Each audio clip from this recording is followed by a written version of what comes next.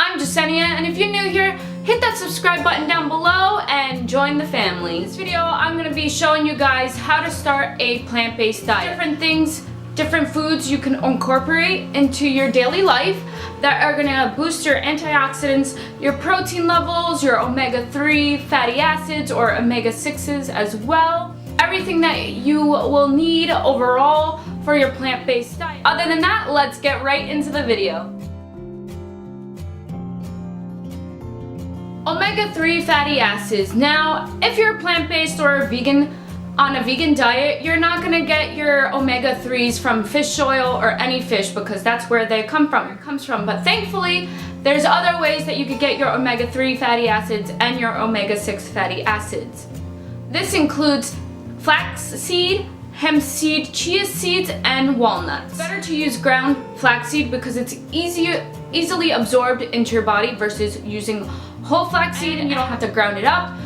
All of these omega-3s you could add to salads or just eat them on the side, add them to yogurts, parfaits, whatever you can think of, you could add this to other meals to make it really delicious. Ground flaxseed is going to have 1.9 grams of protein, and it's going to have 1 gram of omega-3s and 2.5 grams of omega-6. And that is going to be the same ratio of omega-3s and 6s for chia seeds, and chia seeds is going to have 2 grams of protein. For chia seeds, you're going to use 1 tablespoon to have 2 grams of protein. For hemp seeds, you're going to have a tablespoon, and that's going to be 5.3 grams of protein. Tablespoons of that is going to be 1.6 grams of omega-3 fatty acids and omega-6 fatty acids. Walnuts, you're going to have 1 cup of walnuts for 12 grams of protein and a 1/4 cup for 2.7 grams of omega-3 and fatty acids. Those are the different ratios. You could look on Google to find out these ratios as well, or use the Chronometer app and include everything that you want to use on the app, and it'll show you the grams of each thing that you eat throughout the day. The second thing that I have for you to include into your plant-based diet is probiotics. Probiotics is a great way to help your gut flora, because if you eat a lot of dairy or have ate a lot of dairy in the past or a lot of sugar, this can build up candida in your gut flora, and it's very important to keep your gut flora healthy and to keep your immune system healthy as well. So using daily different types of probiotics is a great way to incorporate probiotics in your daily food routine. I have these Flora probiotics in pill form because I don't like everything that is of probiotics. They're refrigerated, and I like to take them on an empty stomach in the morning. You want to take it on an empty stomach so that it absorbs better in your gut flora. You want to have a 75% of a healthy gut, and this also correlates with relates to your immune system as well. Other ways you could do is plant-based yogurts. My favorite brand is Kite Hill. I don't have any yogurt on me right now, but Kite Hill is one of my favorite plant-based brands and so delicious. You could get those, or you can get sauerkraut or kimchi or tempeh. Tempeh is a great source of probiotics, or kombucha. Next up, I have dark leafy greens. This would include kale, spinach, arugula, bok choy, or dandelion. It's so important to have dark leafy greens into your diet, and you can also get protein from different daily greens. A cup of spinach, you'll get 9 grams of protein. With 0.5 cups of arugula, you'll get 3 grams of protein. With 1 cup of kale, you'll get 2.9 grams of protein. Kale will be the highest protein amount out of all the dark leafy greens. And with bok choy, you'll get 1 cup of 1.1 grams of protein. Dandelion greens, with 1 cup, you'll get 1.5 grams of protein. And if you want to include broccoli, you'll get 4.5 grams of protein. As well, your dark leafy greens will give you fiber. There's different vitamins and minerals incorporated in all those vegetables too. So you're not just getting protein in there, but for my plant-based people, my vegans, and my carnivores who don't think you could get protein from your vegetables, or from other sources, you definitely can, and those are different options as well. Next up I have is nuts and seeds. Nuts and seeds are a great way to incorporate different minerals and vitamins and proteins as well. Cashews, you'll get a 1/4 cup of cashews will give you 5 grams of protein. 2 tablespoons of sunflower seeds will give you 7 grams of protein. About 16 hazelnuts will give you 4 grams of protein. Almonds will have 20 grams of protein with 1 cup of almonds.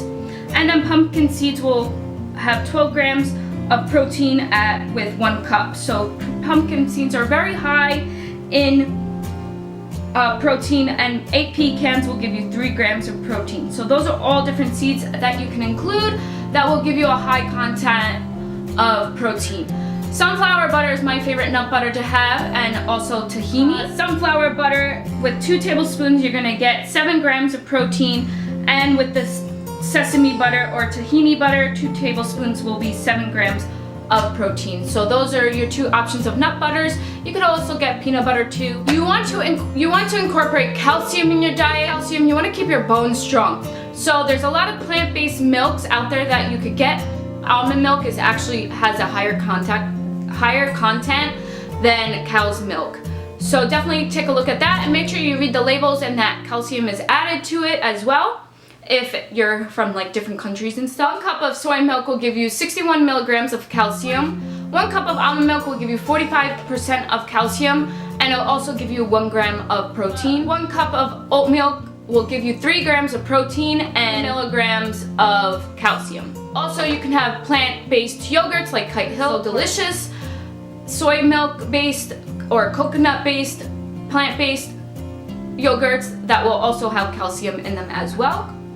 1 cup of coconut milk will give you 38 milligrams of calcium. So those are different choices. I personally drink almond milk. I love almond milk. I have at least 1 cup a day.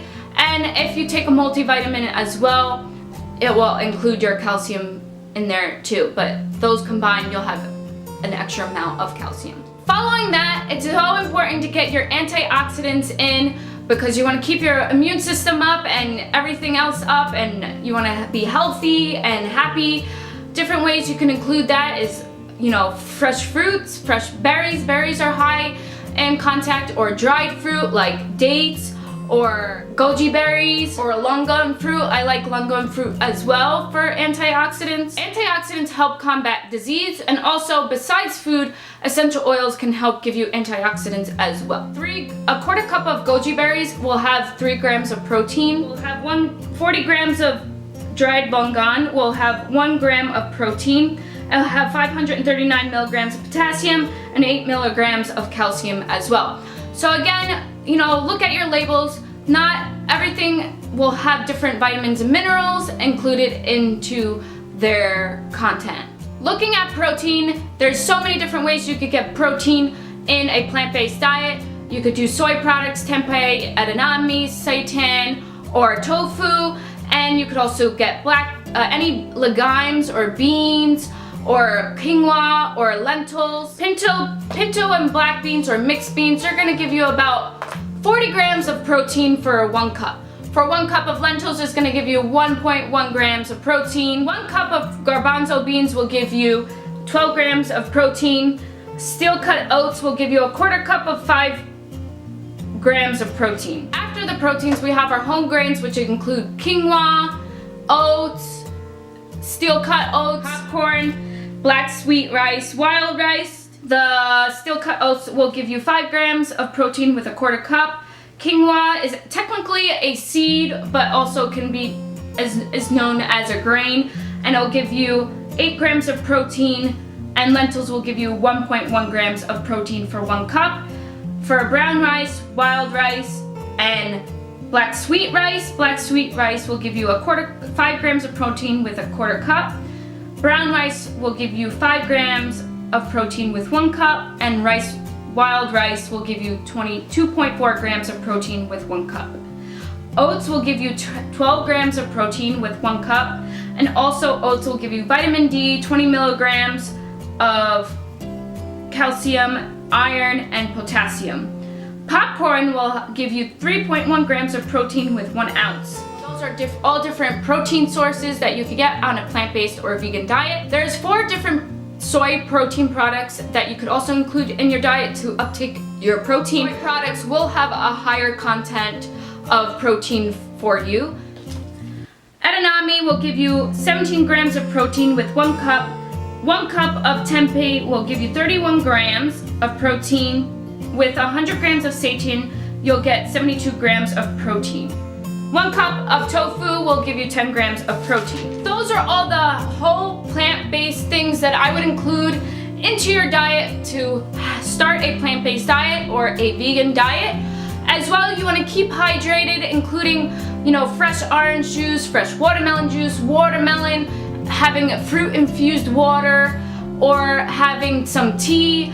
You want to keep fluids going, and almond milk. You want to just have a lot of fluids and hydration in your diet. And also, as a plant-based or vegans, make sure you have B12. Nutritional yeast is a great form of B12, or you could get B12 sprays or get a B12 vitamin. If you get a multivitamin should include all the B12 that you need. So make sure to include B12 into your diet as a new plant-based person or a new vegan starting out this type of lifestyle. Thank you for joining me in this journey on a plant-based diet or a vegan diet and learning the different nutritional things with whole plant-based foods. If you are a new vegan or a new plant-based person, please comment down below. And if you're starting out, or please comment down below how long your journey has been, if you've already been on a plant-based or vegan diet. Hit that subscribe button down below, join the family, and hit that thumbs up button if you want more videos like these, and I'll see you guys in my next video. Namaste. The light in me honors the light in you. Bye!